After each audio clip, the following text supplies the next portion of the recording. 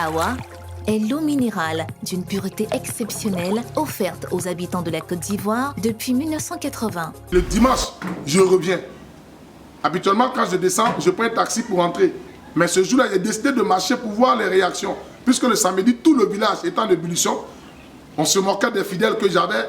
Les gens criaient, ils ont même crié dans le haut-parleur du village pour dire qu'ils interdisent aux gens du village de mettre les pieds à la prière encore chez nous. Bref, mais je descends et je traverse toute la rue de ce village-là. Et les gens me regardent, mais on a dit qu'il a fui et que lui et sa famille ont disparu. Mais c'est lui qui est là. Mais c'est lui, c'est le pasteur, c'est l'apôtre là qui est là, c'est lui. Et les gens me regardaient par la fenêtre. Et les gens, mais moi aussi, je n'étais pas gêné parce que je sais que je peux jamais. Mon épouse me suffit tellement largement. Et vraiment, je ne sais pas quel mot je peux employer. Et dire des choses comme ça sur moi, vraiment, ça fait honte. C'est humiliant. Et tout ça, ce grand feu-là passe. Et on n'est même pas touché. On n'est même pas touché. Pourquoi? Parce que ce n'était pas vrai. Et on s'en rend compte que c'était un homme de Dieu qui était derrière ça. Mais il avait mal choisi le moment. Parce que Dieu m'avait fait. Et je bénis Dieu parce que je suis parti le jeudi. Je devrais aller le vendredi. Hein? Si je partais le vendredi, le programme commençait vendredi, samedi et dimanche. Si je partais le vendredi, peut-être j'allais dire effectivement il vient de partir. Donc je suis parti le jeudi soir. Dieu m'a mis à cœur de partir le jeudi soir. Il dit à ma femme, je dis je m'en vais. Elle dit mais attends, demain j'ai dit je m'en vais. Et je suis venu. Je bénis vraiment le nom du Seigneur que je n'étais pas à Abidjan. Que le Seigneur nous bénisse. Donc, hommes de Dieu, faisons l'œuvre du Seigneur. C'est Dieu qui élève. C'est Dieu qui bénit. Si Dieu t'a appelé, il va te bénir. Si bénit celui qui est à côté de toi, qui vient de commencer peut-être devant toi, rends gloire au Seigneur pour lui. Parce que tu ne sais pas quand, toi aussi Dieu va te visiter. Sur quoi est basé mon appel? Mon appel est basé sur l'apostolat. Voilà. J'exerce vraiment le ministère prophétique. Dieu, par sa grâce, m'a donné un don de guérison. Dieu, par sa grâce. Je suis aussi, si je peux le dire, un enseignant. Je prêche la parole du Seigneur. Vraiment, je dis des choses que je n'ai jamais entendues souvent. Je ne sais pas comment ça arrive et puis ça marche. Des choses qu'on ne m'a jamais dit, des choses que je n'ai jamais entendues. Souvent prêchant, ça me vient et je le dis. Donc, j'exerce aussi le ministère. Si quelqu'un a un problème, c'est-à-dire il traverse une situation, il suffit que je vienne et que j'essaie de remonter la personne, c'est-à-dire j'ai un ministère de restauration tellement puissant. Je ne sais pas comment ça se fait. Il suffit que je parle un peu à la personne. J'ai vu des couples, des personnes qui devaient divorcer, qui ont déjà entamé. Mais dès que je suis arrivé chez eux, Dieu dit non, ne le faites pas. Et j'ai prié pour eux. En même temps, ils ont changé d'avis plusieurs fois. Donc j'ai vu aussi, dans mon ministère, il y a aussi un monsieur, par exemple, qui était sur le point de se suicider. Voilà, à cause de sa femme qui l'a trompé. Quand je suis arrivé, tous les gens ont dit tout. Mais quand je suis arrivé, il y a tellement de choses. Il suffit que je l'aborde, je parle du Seigneur, facilement ils acceptent. Facilement ils respectent. Donc j'ai aussi un ministère de restauration, hein, des âmes puissants. L'apôtre Akobé a pour modèle, en Côte d'Ivoire, il y a des hommes de Dieu que Dieu utilise puissamment, que j'aime beaucoup. Je bénis vraiment le nom du Seigneur pour mon modèle. L'homme de Dieu, le pasteur Jean-François Komoé. Merci au passage, papa, pour tout le travail que tu as bas ici en Côte d'Ivoire. C'est mon premier modèle ici en Côte d'Ivoire. Et depuis un certain temps, également, Dieu me fait la grâce de visiter un autre père, voilà, Kwame Timothée de la Chambre Haute, un homme de prière. J'aimais déjà beaucoup la prière. Je pouvais prier déjà 3 heures, 4 heures, 5 heures du temps, agenouillé. Mais avec lui, j'ai vu encore une autre dimension vraiment de prière. Vraiment, vous êtes un modèle pour moi. Homme de Dieu, vous êtes un modèle pour moi. Je bénis aussi le nom du Seigneur pour le 3e. Voilà l'apôtre Gagui Abraham de Ebenezer pour ses enseignements posés. Il est celui qui peut entrer en profondeur pour révéler vraiment la parole de Dieu. Et depuis que Dieu me fait la grâce de le suivre, de le voir, j'ai l'envie, c'est lui qui a aiguisé en moi vraiment l'envie de vouloir vraiment prendre du temps pour enseigner. Prendre du temps pour enseigner. J'exerçais beaucoup le ministère, c'est-à-dire prier pour des cas et tout ça, mais depuis un certain temps, en le suivant, j'ai voulu vraiment enseigner. mon mentor, celui vraiment à qui je veux aussi ressembler, qui est peut-être à l'extérieur, c'est le pasteur Chris Yakulome. Un moment, j'étais un peu découragé dans le ministère et j'ai écouté l'un de ses messages.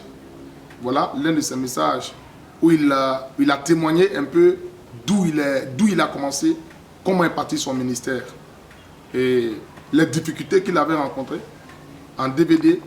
Et ça m'a fait beaucoup de bien. Et je devais renoncer, ou du moins aller travailler quelque part, laisser le ministère. Mais quand je l'ai écouté, c'est bizarre. Mais étant très loin, c'est un CD, mais peut-être qu'il a prêché depuis longtemps. Mais quand j'ai écouté, l'espoir, ou du moins l'envie de servir Dieu, de ne rien faire d'autre que le servir du Seigneur, vraiment s'est manifesté à nouveau dans ma vie. C'est manifesté à nouveau dans ma vie. Et depuis ce jour, j'ai commencé vraiment à le suivre. Il a des prédications en direct que je peux suivre même sur Internet. Vraiment, j'aime sa simplicité dans l'enseignement. Et j'aime aussi l'onction brute que Dieu lui a donnée pour faire du bien aux nations. Pour faire du bien aux nations. Le volet social, vraiment, c'est... J'ai un département que j'appelle le social au niveau de notre mission ici. Puisque en projet, en long terme, nous avons l'envie de créer l'orphelinat. Voilà. Ici, il faut que je vous dise, Dieu par sa grâce, je paye déjà, je n'ai pas de sous, mais je paye déjà l'école de quelques orphelins avec le peu que Dieu nous donne ici. On paye la maison d'une veuve.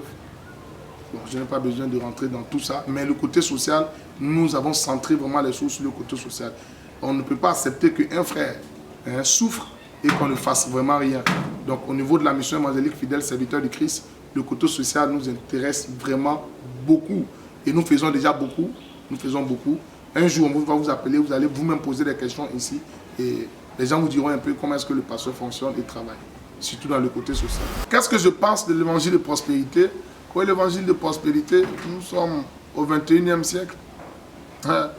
Beaucoup d'églises, beaucoup de lieux de culte en parlent. Les gens prêchent sur la prospérité. Pour moi, la prospérité vient de Dieu. Vient de Dieu. Mais quand tu lis Matthieu chapitre 6, il y a une chose que Dieu nous demande d'abord de rechercher, c'est le royaume et la justice de Dieu. Ce qui intéresse Dieu, ce n'est pas forcément ta prospérité sur la terre, mais c'est le fait que tu entres en contact réellement avec lui et que tu puisses gagner le royaume et la justice de Dieu. Il nous a fait savoir que si tu as le royaume et la justice de Dieu, par-dessus tout, il te donnera vraiment ce que tu es en train de rechercher. Sinon, pour moi, prêcher tout le temps sur la prospérité, je peux faire des séminaires pour enseigner le peuple comment travailler pour être prospère, pour avoir quand même des biens. Parce que la prospérité fait partie, tout à l'heure dans mon message, quand je vais prêcher, je parlerai de la prospérité, je parlerai des biens, de la joie de vivre. La prospérité fait partie de la joie de vivre sur la terre. Mais la prospérité n'est pas la raison de vivre. Parlant des grandes figures qui m'inspirent dans mon ministère, vraiment j'ai été bluffé par le ministère de l'évêque Dag Heward Mills du Ghana. J'ai suivi un jour un peu ses croisades par tout le monde entier. C'est un homme de Dieu qui ne dort vraiment pas. Tous les temps que Dieu fait, il est en mission pour gagner des âmes. Il est en mission pour gagner des âmes. Et ce qui vraiment m'a touché, pour lequel je dis qu'il est l'un des grandes figures que je veux aussi un jour peut-être atteindre ou ressembler, c'est que vraiment, il organise beaucoup de croisades, beaucoup de programmes pour faire du bien au corps de Christ. Les moments difficiles que j'ai vécus dans mon ministère, bon, présentement, je peux vous dire que il peut peut-être avoir des moments encore difficiles présentement, mais je loue vraiment le nom du Seigneur parce que je ne regarde pas à ça. Je ne regarde pas à ça. Mais ce que j'ai déjà traversé comme moment difficile qui m'a vraiment choqué et marqué, c'est lorsque j'ai été tabassé par des jeunes gens de l'endroit où j'étais à Songonté. C'est lorsque ils ont cassé l'église que je souffrais pour bâtir. Et ce qui m'a encore fait mal, c'est qu'ils ont pris la toiture, là, les tôles, là, ils ont pris, ils ne m'ont pas donné. Ils sont partis avec. Pourtant, ce n'est pas eux qui les ont achetés. C'est avec la sueur, le travail Et donc, c'est des moments qui m'ont vraiment marqué et choqué. Et j'ai eu plus mal quand le chef du village, avec tout ce que je lui ai expliqué pour dire, je suis venu pour aider les âmes. Et il m'a convoqué plusieurs fois. Ils m'ont fait asseoir au beau milieu du village. Et ils m'ont dit des paroles, ils m'ont même maudit. C'était des moments vraiment difficiles. Je pouvais sortir même du village en coulant des larmes. Quelques fidèles qui étaient là m'ont encouragé, mais bon, c'était des moments beaucoup difficiles. Des moments beaucoup difficiles que j'ai rencontrés dans le ministère. Et je veux aussi parler du moment où je n'avais même pas un sou pour nourrir ma femme et mon premier fils. C'était beaucoup fort, c'était des moments très difficiles.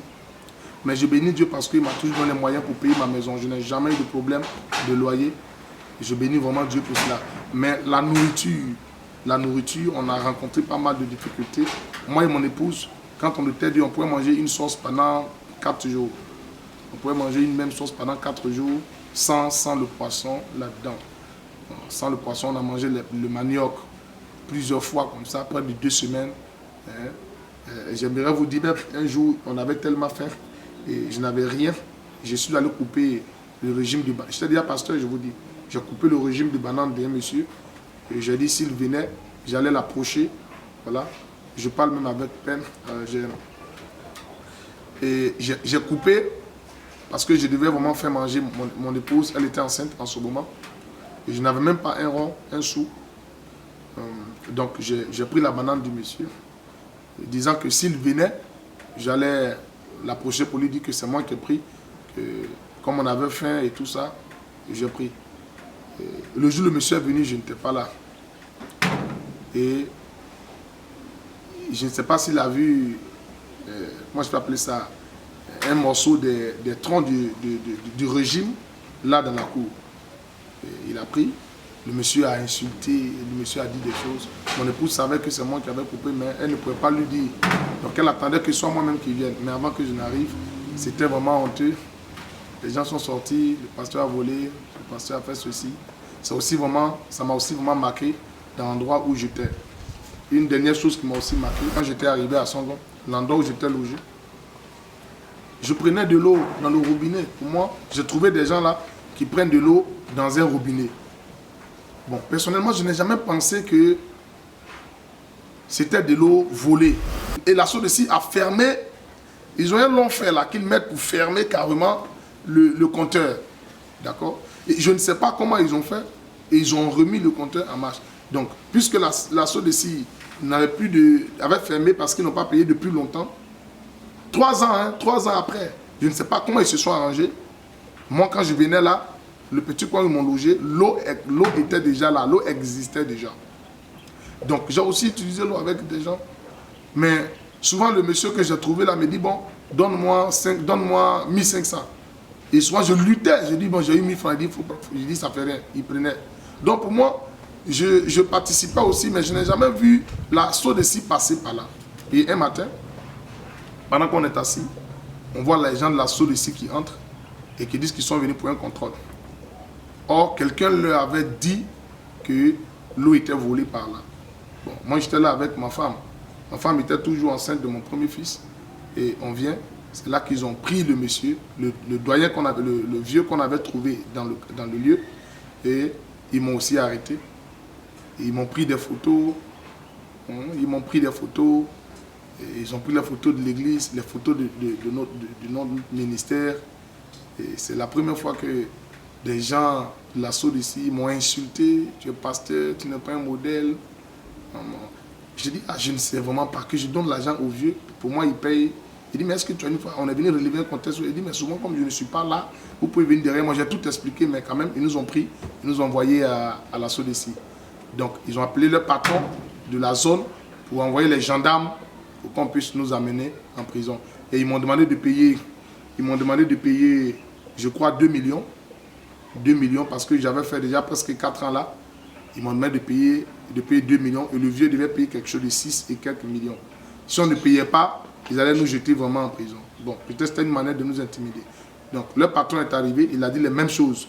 Ils nous ont fait savoir que la gendarmerie arrive, donc il faut qu'on dise quelque chose. Je veux rendre vraiment gloire au Seigneur. J'ai l'un de mes grands frères qui est à la CIE, qui est l'un des PCA à la CIE. J'ai eu tout à l'heure la pensée de l'appeler parce que je me suis dit que CIE et SODECI, ils pouvaient peut-être se connaître. Donc je l'ai appelé, j'ai expliqué et ils ont cru qu'il venait pour payer. Quand il est arrivé, il a dit laissez-le partir, je vais régler. Donc ils ont cru qu'il allait payer et il a présenté qui il était et tout ça. Moi c'est comme ça qu'ils m'ont libéré. Mais je veux vous dire, 6 mois, je ne peux pas prêcher l'évangile à quelqu'un dans la zone. Parce que c'était une humiliation. Vraiment, c'était une humiliation. C'est quelque chose qui m'a aussi vraiment marqué négativement dans le ministère. Doux, absorbant, résistant, exigez toujours Lotus le vrai.